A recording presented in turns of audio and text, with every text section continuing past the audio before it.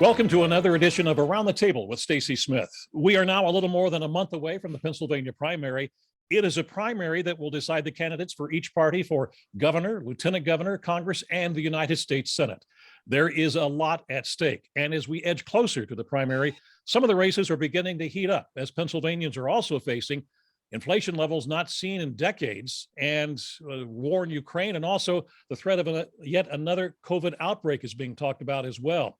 So that sets the table for us today for our discussion as we go around the table with my astute political analysts. And they are, I want to introduce them to you now, former Pennsylvania Governor, a Republican, Tom Corbett. Mr. Corbett also served as the state attorney general for 2 terms and the U.S. attorney for the Western District of Pennsylvania. Mr. Corbett teaches law at Duquesne University and also practices law in the city of Pittsburgh. Around the table, we also find Jim Byrne. Jim is the former chairman of the state Democratic Party in Pennsylvania. He also served as president of the Allegheny County Council and as mayor of Millvale. Jim is an attorney in town. We go back around the table now and we find Keith Schmidt. Keith's background dates back on the political side to the Reagan presidency. Keith was also the state director for former Republican Senator Rick Santorum, and Keith was a consultant for Santorum's 2012 presidential campaign. Keith has his own consulting firm here in Pittsburgh. And seated across the table on the Democratic side is someone who I like to call the great philosopher of Around the Table. That would be Joe Mystic. Joe is a guiding light to a lot of Democrats and has consulted on campaigns across the state. He has also served in several roles in city government, including that as deputy mayor. Joe teaches law at Duquesne University, and you can read his thoughts on politics and life in the Trib. Gentlemen, thanks once again for joining us for Around the Table. Glad you. Hello. Glad to be here. Great. Now, as I mentioned, Pennsylvanians are facing inflation, which of course makes everything cost more. They are facing rising interest rates, which can affect their credit cards or other kind of debts that are tied to interest rates. And also mortgage rates are starting to surge. Last check, 5% was the last one I heard. And that, of course, makes it a lot more difficult to buy a house. So I want to start with a 2-part question. First, will the economy have any impact on the primary candidates? And then second, what about the fall? If inflation stays high and we go into a recession, as some economists are predicting, what will this mean for the November election? Keith, I'm going to start with you. Well, Stacy, I think back, 2020? I think back 30 years to 1992 when George H.W. Bush was staring down a re-election to then Governor Clinton. And I don't know whether it was one of the candidates or a pundit said, it's the economy, stupid. The president who a year before had a 90+% approval rate because of the Iraq conflict found himself in dire straits because a recession was hitting America at that time. So it's never been truer than it is today. It's the economy, stupid. I mean, crime, the debt, international affairs, foreign policy, immigration, they're all important to the American people. But the truest barometer of how they'll vote in midterm and presidential elections in our lifetime has been pocketbook issues. And when you have the AP reporting last month that the inflation rate is the highest it's been in 40 years, since 1982, and you look at the price of gas, if you don't even look at the average for the Trump administration, if you just look at the week he left office, January 20th, 2021, the average price of gas in America was $2.38 a gallon. So we're double that at this point. So when you feel the pinch at the grocery store, you feel the pinch at the hardware store and at the gasoline pump, people will talk a lot of issues, but they're going to vote on their pocketbook. And I think it's going to mean something in the primary, and it will still mean something in the fall. The only glimmer of hope I'll throw out there is in 1982, I just threw out there, was a midterm for President Reagan. And that was the last time inflation was that bad. 2 years later, he won 49 states. So I think I'm right about this year. It's going to be a hard punch to the Democrats, but there's still time for the Democrats to right the ship in the next 2 years if they're able. The economy is always going to be the centerpiece of these elections. And I think that in relative terms, we're doing well, but that's relative terms. The fact is that the numbers are way out of sorts for a Democratic administration based upon 2 things: the pandemic and now a war in Ukraine. You can point to those things, but those are by way of explanation. The voters still need to get their arms around the fact that these things are not the fault of the current administration. We're down to 3.6% unemployment. We have had the fastest recovery of any nation in the world post-pandemic. As I said again, relatively, we're doing as well as could be expected. We're doing better than anybody else, but that's still a hard message that you have to explain to the voters, and it's going to be problematic. Governor. Well, Governor, can you hear us? We may have lost the governor. Jim, you want to jump in? Sure. Yes, there's a very steep hill for the Democrats to climb. And the two-part question, in the primaries, is it a deciding factor? It is a consideration, whether it's the race for the state governor on the Republican side. They'll talk about it. How they'll all collect in the Senate. The Republican candidates will all collectively blame the Democrats and President Biden for it. Then they will talk about how their plan of recovery at the state level and in the U.S. Senate is the best of all of them. In the fall, and the Democrats will talk about the things the professor talked about. They'll talk about the fact that we're down to 3.6, a very rapid record pace for recovery. They'll also talk about the fact that we are now 90% of the jobs lost from COVID have been recaptured and are back. They'll talk about things like that. And they'll talk about plans to work with the president and state leaders to fix things. Those are the things they will do in the primary. In the fall, back to Keith's point, there are some very ominous signs for the Democrats. They need to be more aggressive in celebrating their accomplishments and what they've done in the last year and a half under the Biden administration. Make no apologies for the tough decisions you've had to make, and then show the benefits of those tough decisions. Explain some of these things a little better. Better communications out of the White House and the DNC would be needed, in my opinion, on these accomplishments, some of the things we're talking about today. But back to Keith's point on that issue, however, he mentions Reagan won 49 states in '84. There's no doubt a significant contributing factor was his perception, his charisma, and his ability to talk about his attack on the inflation. And yes, this is something the Democrats need to be very cognizant of. It's not been this high since 1982. And let's not just look to 84 and what Reagan did. Let's look to 82 and what Reagan and the Republicans did. It's the only midterm in the last 50 years where the party in the White House not only held on to seats in the Congress, they picked up seats. So this year, based on current projections, looks like a good year for Republicans to pick up seats. A, it's a midterm. B, all these variables we're talking about. But don't forget that very telling fact of what Reagan did in '82 when inflation was high. He did not get blamed for it. He did not get blamed for it. It was still tied to the neck of the prior administration. So that's an interesting variable we need to pay attention to as well. All right, good. We've lost the governor for just a couple of moments here. I'm hoping he can make it back in. A little technical difficulty with his remote location. So let's move on to the next topic. While there are candidates who want to be the next governor, what seems to have captured most of the attention of Pennsylvanians right now, maybe because of all the TV ads, and that would be the campaign for the United States Senate nominations. Let's look at the Democratic contest first. While none of you are fans of the polls, they are, of course, a snapshot in time. And that snapshot shows that Lieutenant Governor John Fetterman has a solid lead right now. The Real Clear Politics average of polls shows Fetterman ahead of Congressman Connor Lamb by 18 points. And the latest polls released a couple of days ago show that lead is 23 points, 33% to 10%. Add to that the fundraising, with Fetterman's campaign saying that he raised more than $3 million in just the last quarter.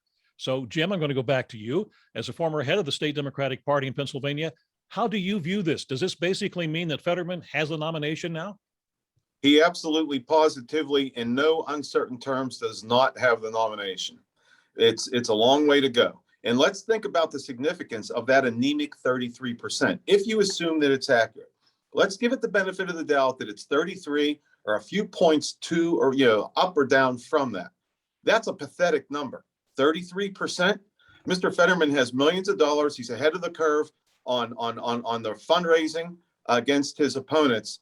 But he came out in January of 2021, January of 2021. 2021, 15 months ago. And that's all he has. I don't think, they say you have 33% for him, 10% for Connor Lamb. That means, in my opinion, that other balance, they're not undecided. The balance of that, the 57% that are still not committed, they've made their mind up. They've made their mind up that they do not want John Fetterman. Otherwise, that number would be higher. That number is very telling and should be troubling for Mr. Fetterman, and he should think twice about missing these debates, and he should think twice about skipping those clergy meetings in Philadelphia. This stuff continues to add up, and it's too far away, and that's 33%, I would submit, is not solid support. A good percentage of that percentage is soft support. Now that Connor Lamb is starting to go on the offensive and label Mr. Fetterman, watch those numbers get tighter. And folks are starting to focus on this now. Those undecideds, who I think a majority of just don't want John Fetterman, are going to start to look to Connor Lamb and Mr. Kenyatta out of Philadelphia. So they're going to start going after those two. This is not over by a long shot, Stacy. These ads are going to be very telling. Watch those numbers start to get closer. And I would not fall off of my chair if Connor Lamb or Malcolm jumped ahead of Mr. Fetterman between now and primary Tuesday.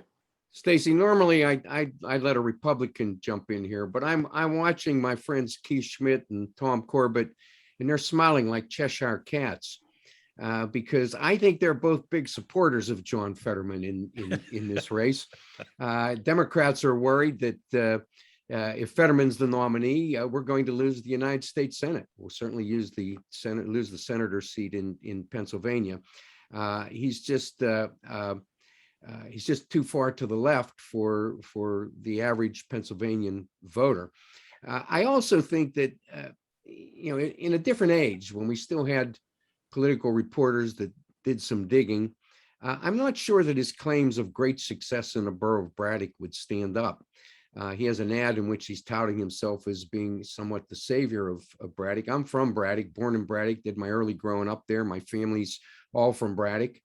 I'm in Braddock twice a week, just about every week of my life. And Braddock hasn't gotten better. It did not get better during his tenure as mayor of Braddock. If anything, things continued to get worse. You look at the standard tells as to whether or not a community is turned around economically, and it's just not there. The population dropped consistently every year that he was mayor. 700 jobs were lost in Braddock. In a town of 1,800 people, 700 jobs are the heart of the economy and your tax base.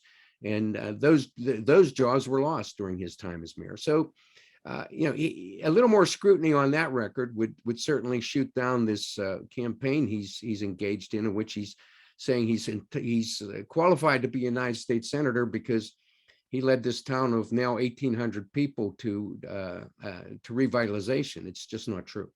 So, Joe, I'm going to ask you, Keith, hold on just a second. Bottom line, Joe, as I said to Jim, does this mean with the numbers as they are now that Fetterman basically has a nomination, or you still have? Oh, no, not at all. And I agree with Jim in that regard. I think the last number I heard was 50% of the Democratic voters are undecided. They're still standing back. That's a huge number at this stage in the campaign. Burroughs, real quick, Burroughs. He was the mayor of the borough of Braddock. Professor Keith, borough mayors aren't the same as city mayors. I was a borough mayor. We're primarily charged with running the police department and working with council to accomplish the objectives that we were elected to accomplish. The borough council has the day-to-day decision-making authority in every borough. That's the borough code. So for John to come out there and say, I did this in Braddock or I did that in Braddock, albeit he served as an ambassador for the community, and most mayors have an obligation to do that and work with council. But the day-to-day, turning on the lights, paying the bills, and doing all those things that you do to make a borough successful normally lies within the privy of the borough council. So two strikes on John for that. A, what he's saying is not factually accurate on two counts. A, most of the decisions and the results are to the council. And B, some of the things he's saying, unfortunately, are just not factually consistent with the reality. All right. Holy cow. Holy cow. Holy cow.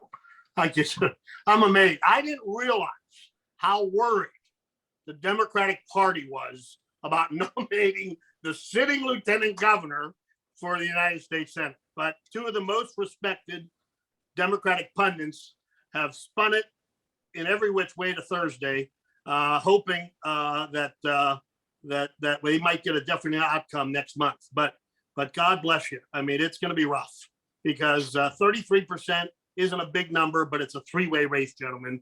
And he's not up by 5 or 10 or 20. He's up by 23 points. And the more progressive wing of the party, the more liberal wing of the party turn out in primaries, and that goes against your philosophy of the fact that there's still a pathway for Connor Lamb. There is no pathway. For all intents and purposes, apparently the lieutenant governor has stopped going to debates. He doesn't want to say or do anything that might affect his 23-point lead. But listen, I get it. I'd do the same. If I were in your seat, I'd make the same argument you were making. And 2 months ago, I thought at some point the party would right itself and eventually nominate Connor Lamb, and someone who we do fear and we respect. He's an up and comer. He has a good record, and although I think there are weaknesses that we could expose, it's nothing like running against the lieutenant governor. The lieutenant governor, I think, all but assures that it stays in the Republican column this fall. But one thing we have to realize here, folks, at least in the last generation, politics is money. And you can be down 10, 20, 30 points. I've seen comebacks, but comebacks don't come without resources. And the only person that has resources in this race is the guy sitting on a 23-point lead. Keith. Governor. Oh, Governor, sir. Good. Are you hearing me now? Yes, we got you. Loud and clear. For the technical difficulties, I'm having fun sitting here listening to the debate, arguments going on about this. First off, I think Mr. Fetterman has been running a very unusual campaign, to say the least, not going into the neighborhoods that he needs to go into, sitting on money when he's just now really starting to run commercials. I'm waiting to see some of the commercials coming out of the Lamb camp. And quite honestly, Kenyatta's camp, I don't know that he has the money to even advertise in Pittsburgh. I think he's looking at working so well down in the city of Philadelphia. You divide that up, he has, right now, Fetterman has a significant lead. It can be overcome. It will be a shock if it's overcome. But as Keith said, the Republicans, frankly, would rather run against Fetterman than run against Lamb. They'll run against Lamb too, and there's a lot of things to attack on Congressman Lamb's record in the Congress. But this all gets lost in all the commercials that are on television right now. And we talked about the Fetterman commercials stretching the truth a little bit. You watch the commercials, they all stretch the truth a little bit. If you made an analysis of some of the commercials, as I sit there going, well, that's not quite true. They're allowed to do that in commercials, and they do it all the time. All right, good. Stacy, as I said, it's good to hear from the spokespersons for Republicans for Fetterman. All right. Well, let's go. Donating any money. Right on, brother. Well, let's move over to the other side, the Republican side. This story is a little different. At least two of the candidates seem to have a lot of money to throw at their campaigns, and it is those two candidates who have the lead in the Real Clear Politics average. David McCormick comes in with 18% of those polled who favor him, close behind Dr. Oz with 17%. The latest poll, though, released just a couple of days ago, shows the two are tied at 14%, with no other candidates in double digits. So, Governor, I'm going to go back to you before we lose you again. What do these numbers say to you? It says to me it's a toss-up right now, but primarily a toss-up between the two. The other three candidates don't have the resources to be on television the way the two leading candidates do right now. It also says to me, and we don't know what this is, what does the ground game look like for the Oz campaign and for the McCormick campaign? If it's that close, your ground game is extremely important in getting that vote out in a primary. I think that the other three candidates, they can be spoilers to a certain extent. Actually, there might be four candidates. They can be a spoiler and taking away a couple points. And a couple points in a race between these two right now, unless some dramatic event takes place, could be the whole difference in the election. Keith, let's stay with you on the Republican side. Well, as I look at what you were talking about, John Fetterman, he's sitting on a lot of money, hasn't run a lot of commercials yet, and is at 33%. The opposite is true on the Senate side. The two front runners, who are now in the most recent poll, you said at 14%, have spent between themselves and their super PACs over $30 million on television. That's an absurd amount, at least in Pennsylvania politics. And they have garnered a whopping 14%. And although there's a large undecided in the Democratic race as well, when you look at a 7-way race on the Republican side and almost half are still undecided, believe it or not, it's still wide open. As I said a couple of weeks ago, George Bucchetto and Carlos Sands and Kathy Barnett and Jeff Bartos have just started this week running television ads because they couldn't afford to go on any earlier. So we'll see after a week or two of their television ads if they start to eat into that 14%. But it's still a far reach to the number you're going to need, even in a 7-way race, to win that nomination. And it tells you something about how invested the Pennsylvanians, at least Republicans in Pennsylvania, are to these two front runners. They saw a lot of ads, they got a lot of mail, they heard a lot of radio, and they're still only 14%. So I still believe, even at this late date, that there's still a chance for one of the four to run up the middle and shock the other two front runners. All right. So if we had a Republicans for Fetterman on the Democratic side, Joe, I'll start with you. Democrats for whom? Well, I'm just enjoying this battle. As an observer of the political realities of our time, I've never seen anything like this. This is an astonishing amount of money being spent very early. These ads are great. I mean, from an entertainment point of view, and they're going after each other, hammer and tong. I'm enjoying it. And frankly, I don't care if either one of them wins. It's okay with me. But I think Keith may be onto something. Their numbers are, their support is really shallow for the amount of money they've spent, the time they've been on the air. There might be a strong, more traditional Republican or a more consistently conservative Republican who can run up the middle of this race and come out ahead. So, as to these two, thanks for the entertainment, guys. Stacy, I apologize. I'm going to have to go now because I have a meeting that I have to get to, and I'm going to have to get there in a hurry. So my apologies, and I'll see you guys in 2 weeks. All right. Sounds Thank good. you, Thank you, Governor. Thank you. I All can, right. I could speak on behalf of the governor while he's gone. I'm sure. The state Democratic chairman, or former.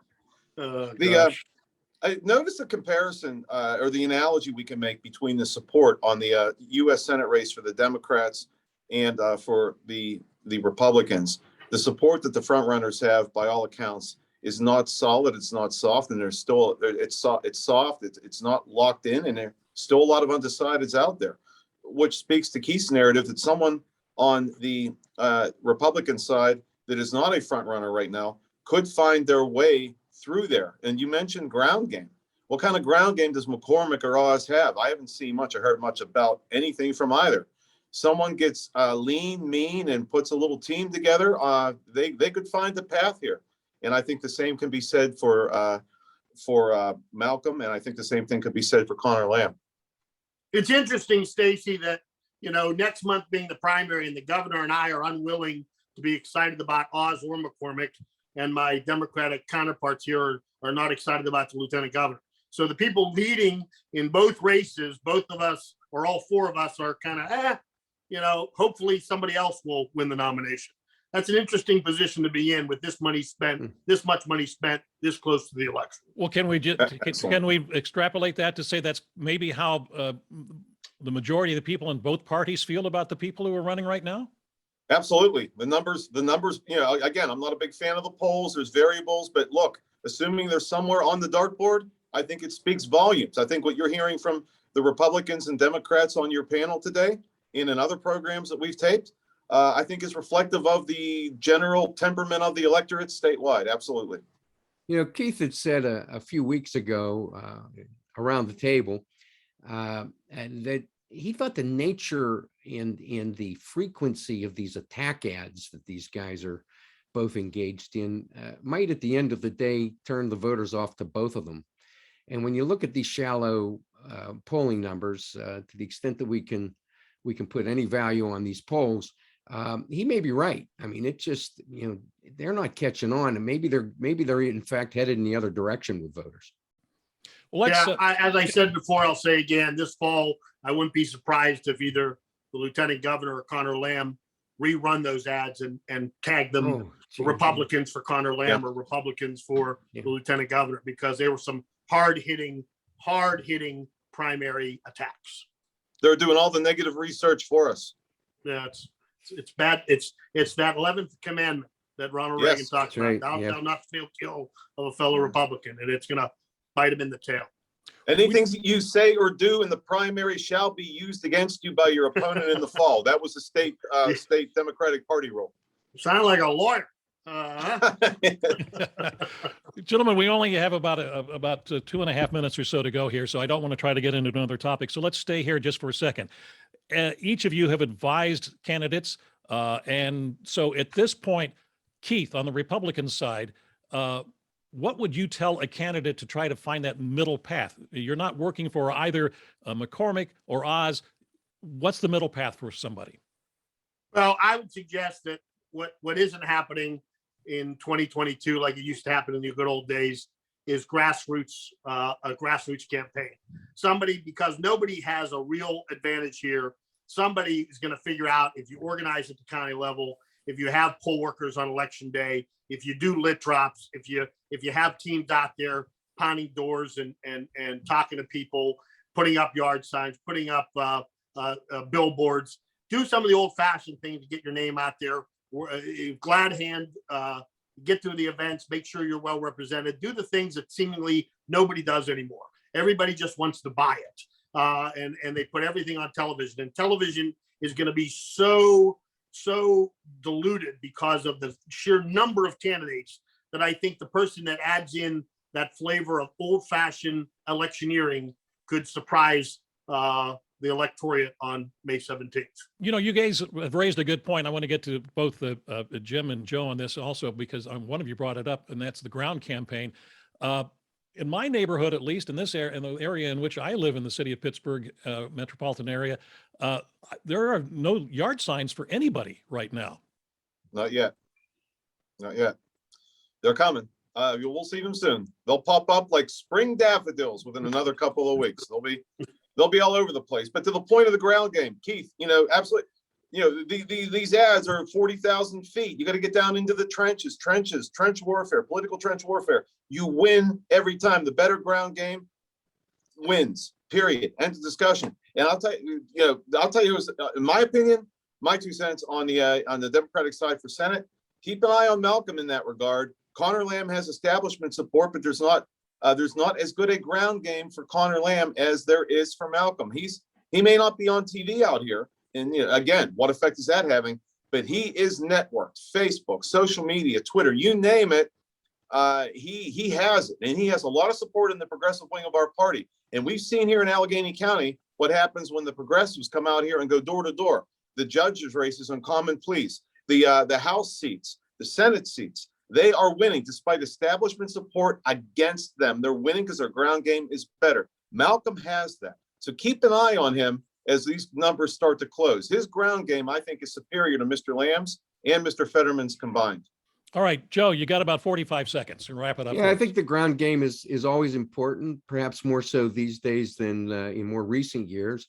But on the Democratic side, I think we need to look for a candidate. This may be the key to Connor Lamb's campaign from this stage on. Somebody who's a moderate, somebody who speaks to who the Pennsylvania voters actually are. We're up the middle for the most part. There's the far right on the Republican side. You might call them Trumpers. If you have all the Trump support, you're probably not going to get a whole lot more. And on the far left, we have John Fetterman and his supporters, and they tend to turn off the people up the middle. So, the great mass of voters are still in the middle. If you can tap that and get them enthused and get them out to vote, I think that's what is the key to success in this race. Gentlemen, thank you. And I also want to thank you for joining us and watching. I hope that you join us again for the next edition of Around the Table with Stacy Smith. Thanks, Stace. Thanks, Stacey. Thank you.